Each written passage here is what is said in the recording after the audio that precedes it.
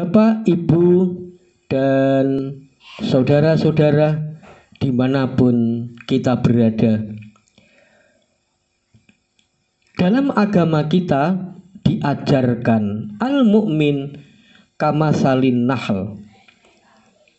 Mestinya persahabatan kita dimulai dari sifat-sifat diri individu kita yang baik, yang taat, dan sebagai suri tauladan. Maka dikatakan kita ini mestinya bisa nyontoh an-nahl, yaitu tawon atau lebah. Kenapa lebah atau tawon dijadikan contoh? Coba, namanya tawon itu dari hal makanannya udah selektif. Tuhan memberikan perintah, wahai tawon, makananmu hanyalah sari pati bunga. Selain itu jangan ya. Tawon lebah ini siap wahai Tuhan, sami'na wa ata'na. Maka tawon itu dimanapun berada, yang dicari adalah sari pati bunga. Terbang ke sana kemari, kalau ada sari pati bunga maka akan dihisap sebagai makanannya. Kalau tidak ketemu dan tidak ada, tawon atau lebah ini mending tidak makan. Kan gak ada tawon kok bakwan mau, tempe goreng mau. Wah, nggak ada. Namanya tawon kalau nggak saripati bunga nggak akan dia isap. Yang pertama. Jadi makanannya ibarat kita ini harus yang halalan thayyibah. Tidak asal gasak. Wah, yang penting dapat uang dan banyak.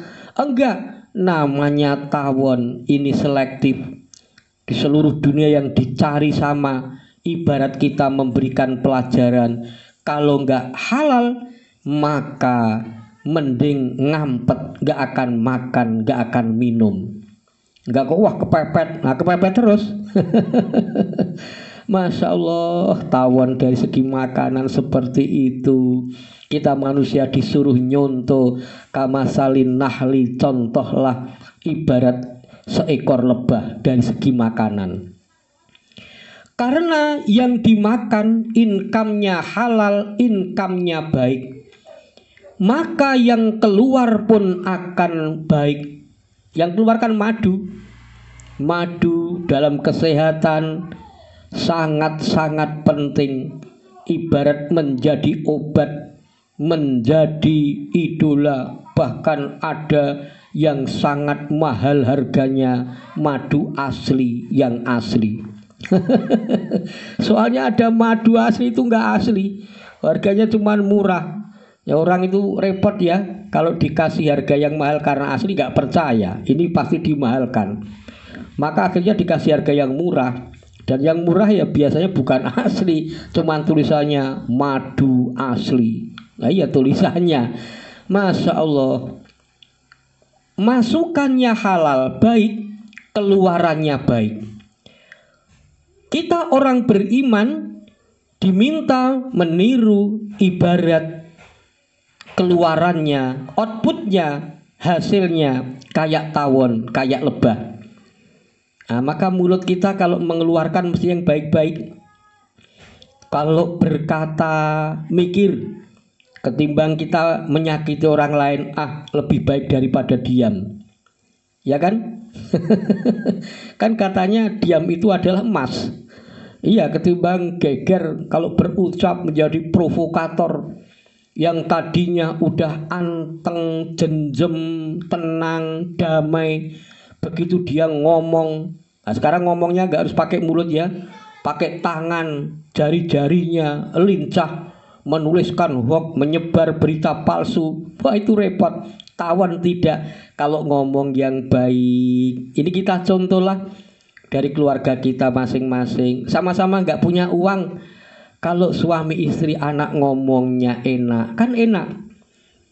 Kecuali udah gak punya uang, suaminya bikin masalah, yang putri bikin geger, anaknya juga pada nggak kena. Kayak kiamat rasanya terjadi. Masya Allah. Lain ya kalau lembut, enak. Kan sang istri meladenkan makanan pun demikian. Mari Pak diunjuk. Wah, teh pahit pun serasa manis. Tetapi meskipun gula batu sak kebun jerum. Wah, jadi gelasnya seberapa ya? Tetapi kalau dia ini meladenkannya dengan ucapan yang kotor, minum. Wah, sangar kayak satpam baru habis dilantik. Suaminya haus pun gak jadi minum. Jadi ini penting ya, apalagi di zaman sekarang yang orang mudah terpancing. Maka kita kalau ngomong apa sih, sama-sama keluarkan ucapan-ucapan yang baik. Tawon juga selalu yang dimakan, masukkan income-nya baik, keluarannya, outputnya juga baik. Yang kedua. Yang ketiga, tawon itu ternyata tenang. Ya kan, terbang ke sana kemari, mencari bunga ke sana kemari, cuman tenang, mabur. Dan kalau mendapatkan dihisap, kalau tidak juga tidak marah, pindah mencari bunga-bunga yang lain. Kan nggak ada tawon lebah kok salto pencak silat berbagai jurus sampai potnya pada gelimpang. Agak ada, tenang tawon itu. Orang beriman juga demikian.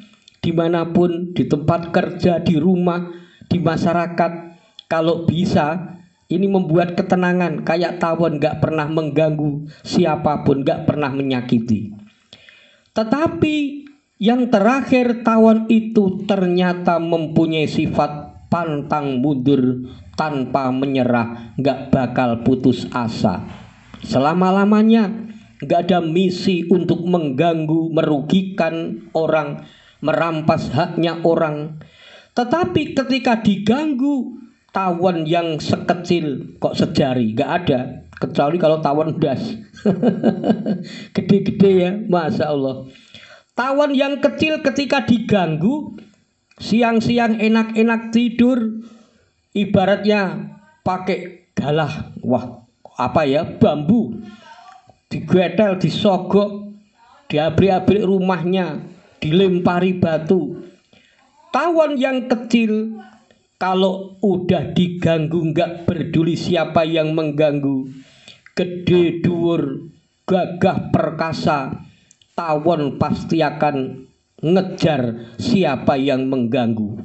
Yang mengejar pun lari terbirit-birit, masuk ke parit, menyelam. Tawon juga sabar menanti. Awas kau, paling berapa detik kamu jumbul di atas permukaan air, nanti akan saya selatak kepalamu. Tawon hebat ya. Kalau yang mengganggu belum dia sengat, dia gak akan pantang mundur, gak akan menyerah. Diuber kemanapun mereka pergi. Artinya kita juga harus punya prinsip. Kita aja di mana-mana sukanya membuat harmonisasi ketenangan. Kok ada yang macam-macam mau mengganggu masyarakat, mengganggu norma dan nilai, mengganggu persatuan bangsa dan negara, pasti kita akan cancut tali wondo. Kita akan bersama-sama menegakkan prinsip, menegakkan nilai, menegakkan keadilan dan kebenaran, terutama hak-hak asasi manusia yang diselaraskan dengan ajaran agama. Ini penting ya. Nampaknya tawon yang kecil kayak gitu bisa menjadi guru, bisa menjadi contoh. Yang kita masukin, income kita harus yang halal, keluaran kita yang baik. Kita harus tenang menghormat kepada siapapun, saling menghormati, saling memberikan toleransi. Tetapi sesekali kita akan diganggu, maka pernah bangsa dan negara kita dulu sebelum kemerdekaan dijajah, dihimpit oleh para pendatang penjajah. Maka mulai dari nenek moyang kita udah memberikan contoh membela hak-hak. Kalau itu diganggu, nggak peduli siapapun, kita akan semangat, akan kompak menjaga persatuan dan kesatuan, terutama bangsa dan negara Republik Indonesia. Semoga kita diberikan manfaat dunia sampai kelak di akhirah. Wassalamualaikum warahmatullahi wabarakatuh.